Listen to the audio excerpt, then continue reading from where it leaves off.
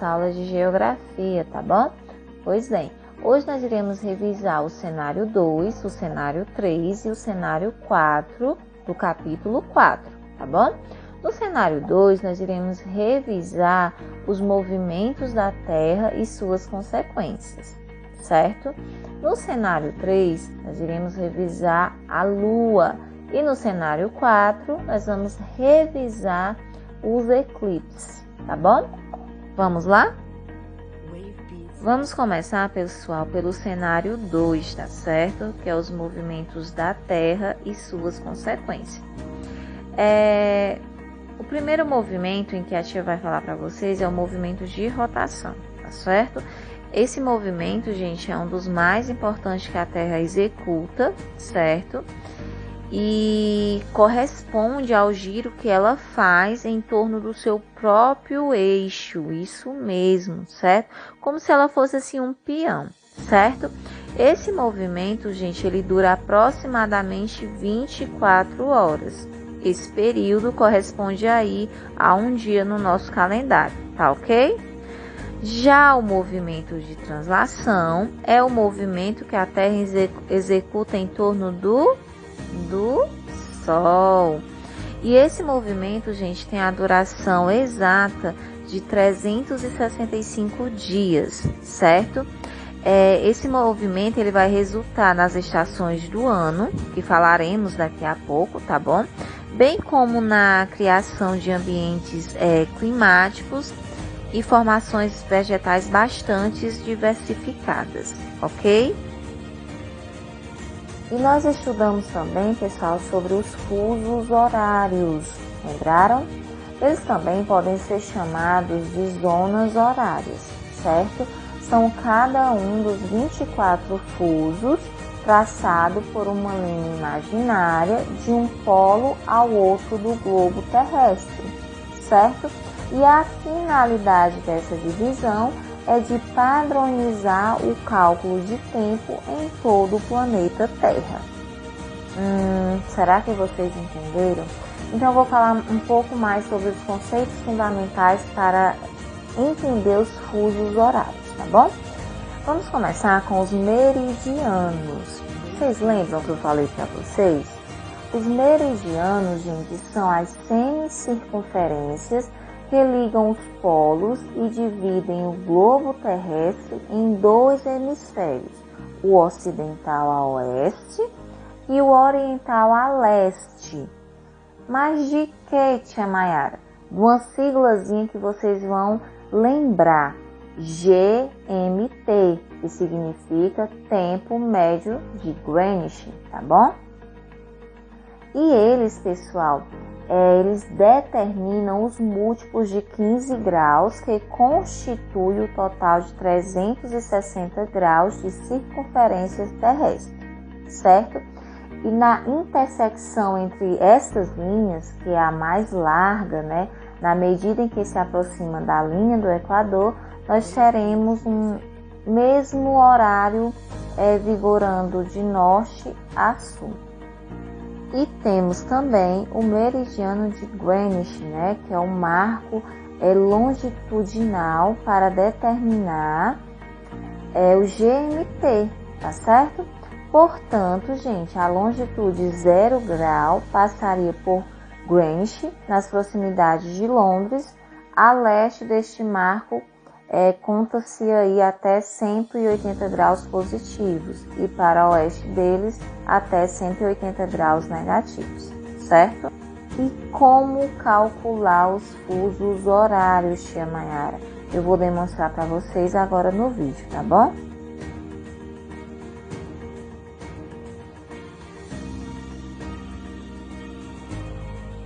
Essa faixa azul indica que a Terra girou 15 graus e o tempo que ela levou para fazer isso foi de 1 hora.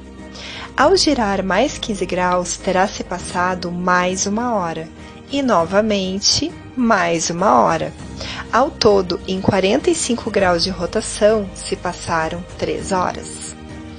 Esse relógio mostra que em 1 hora a Terra gira 15 graus, em 2 horas 30 graus Em 3 horas, 45 graus.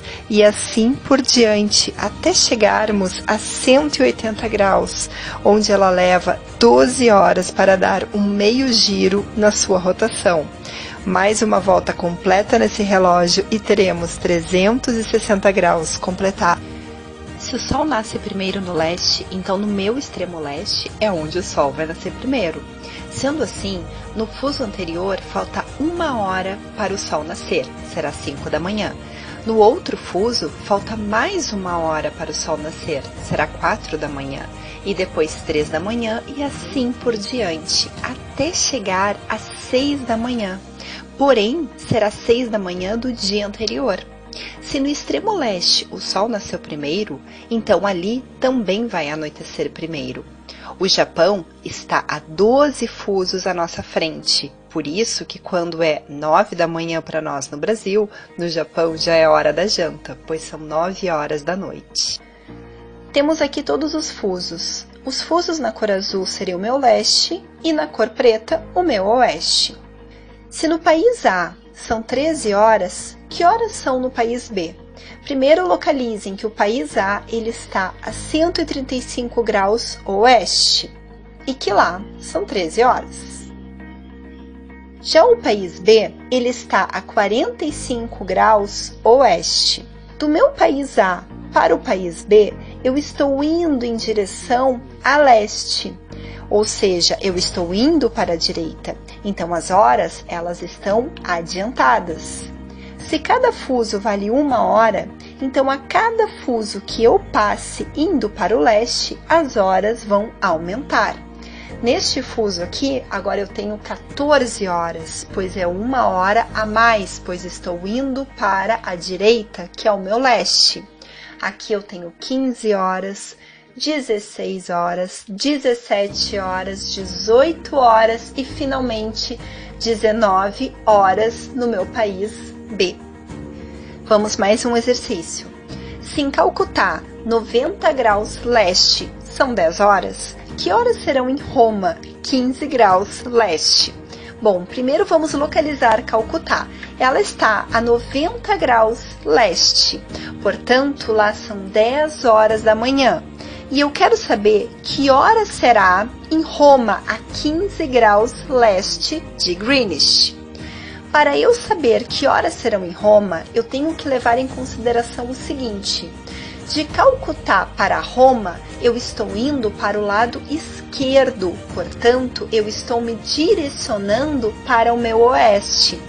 Sendo assim, a cada hora que passe do meu fuso, eu vou perder 1 hora. Se agora são 10 horas em Calcutá, no fuso seguinte eu vou ter 9 horas. No seguinte, 8 horas, 7 horas, 6 horas e finalmente 5 horas da manhã em Roma. Vamos falar aí, pessoal, agora das estações do ano, tá? Que são períodos em que o ano é dividido de acordo com suas características climáticas. Existem 4 estações do ano: primavera, verão, outono e inverno. Elas ocorrem, gente, ao longo do período de um ano, certo? Em algumas regiões, não é possível distinguir as estações do ano, e a primavera e o outono podem não ser bem definidos, certo? E os países, pessoal, localizados na faixa tropical do planeta, não possuem as 4 estações bem definidas, sendo predominantes aí o verão e o inverno, certo? E como é que surgem as estações do ano? Bom, as estações elas variam conforme a exposição aos raios solares, ou seja, de acordo com o movimento orbital da Terra em relação ao Sol. Por esse motivo, os hemisférios sul e norte sempre estarão com as estações opostas, certo? E eu falei também, pessoal, nas aulas passadas sobre os solstícios e equinócios, lembram? Bom, são fenômenos astronômicos relacionados ao movimento aparente do Sol, tá certo? Ou seja, a incidência de raios solares nos hemisférios e ao início aí delas, de quem? Das estações do ano, certo? O solstício, gente, ocorre em 2 momentos do ano, marcando o início do inverno e do verão, certo? O verão ele se inicia em junho no hemisfério norte e em dezembro no hemisfério sul. Já o inverno tem início em dezembro no hemisfério norte e em junho ao hemisfério sul, certo? O equinócio ocorre também em 2 momentos do ano, marcando o início da primavera e do outono, certo? A primavera inicia-se em março, no hemisfério norte, e em setembro, no hemisfério sul. Já o outono tem início em setembro, no hemisfério norte, e em março, no hemisfério sul, tá certo? E qual a diferença entre solstício e equinócio? Bom, gente, o solstício ele representa o momento em que o Sol, ao longo do seu movimento aparente, atinge maior declinação em latitude em relação à linha do Equador, certo? Isso faz com que um dos hemisférios receba maior incidência de raios solares, certo? Quando a intensidade solar é maior em um dos hemisférios, caracteriza-se o solstício de verão, certo?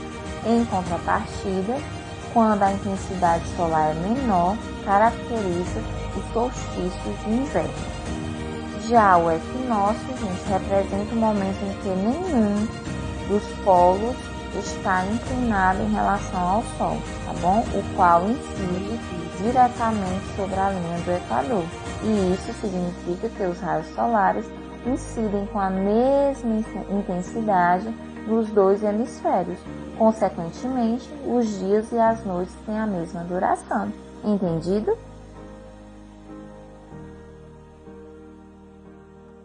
Vamos falar aí sobre a Lua agora no cenário 3, onde eu vou falar para vocês sobre o ciclo lunar e as fases da Lua, tá certo? Bom, pessoal, a Lua, o satélite natural do nosso planeta, está localizada a cerca de 380 mil quilômetros de distância da Terra, tá bom? Não há atmosfera na Lua, e o que torna a sua superfície inóspita, sem condições para a existência humana. E intacta há milhares de anos, sendo afetada apenas, certo, pela colisão com meteoritos. Então, assim, vocês já devem até já ter observado que esse astro, com o passar dos dias, parece adquirir diferentes formas, não é verdade? Na verdade, pessoal, como a Lua não tem luz própria, o que nós vemos é a parte dela que está sendo iluminada pelo Sol, certo? E o ciclo lunar, gente, compreende as 4 diferentes fases da Lua, certo? Que aparece na ordem que a gente vai falar para vocês agora. Primeiro, cheia, que o hemisfério iluminado da Lua está completamente voltado para a Terra, de modo que a face da Lua inteira reflete a radiação solar, tá bom? Quarto minguante, a metade da superfície visível da Lua está voltada para leste e esta se encontra iluminada, certo? Nova, que é quando a Lua está entre a Terra e o Sol. Dessa forma, a face que vemos é a que não está iluminada. Quarto crescente, que é a metade da superfície visível da Lua voltada para oeste e esta se encontra iluminada, ok?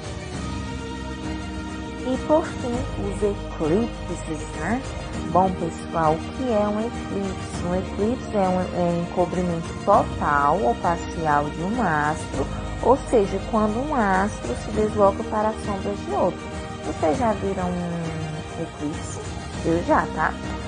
Daqui, gente, da Terra, nós podemos observar os eclipses lunar e solar, certo? O que é o eclipse solar, tia Mayara? O eclipse solar, gente, só pode acontecer durante a lua nova, certo? Momento em que a lua aparece no sol às 6 horas e se põe às 18 horas. Ao longo do dia, nós podemos não notar a sua presença, certo? mas ocorrem momentos em que a Lua fica alinhada entre a Terra e o Sol, e isso faz com que a estrela que ilumina nosso planeta fique escondida por alguns minutos, né? Ocasionando o eclipse solar. Esse fenômeno pode ser total ou parcial. E o que é eclipse lunar? Bom, pessoal, é quando a Terra fica perfeitamente alinhada entre a Lua e o Sol. Ocorre o eclipse lunar, certo? Fazendo com que a Lua desapareça momentaneamente, certo? Nesse caso, ocorrida apenas em noites de lua cheia. A sombra da Terra é total ou parcialmente projetada na superfície lunar, certo? E esse fenômeno, gente, acontece 2 ou 3 vezes por ano, ok? E agora, pessoal, depois dessa pequena revisão, nós iremos fazer um pequeno trabalho, certo? Eu vou estar colocando no grupo quais são as páginas do livro que vocês deverão realizar uma atividade e essa atividade valerá 5 pontinhos. Isso mesmo. Qualquer dúvida vocês podem estar me chamando, tá bom? Não esqueçam de tirar foto e me enviar no PV. Após eu corrigir, colocarei a nota no PV de cada um, ok? Vamos lá, eu sei que vocês são capazes.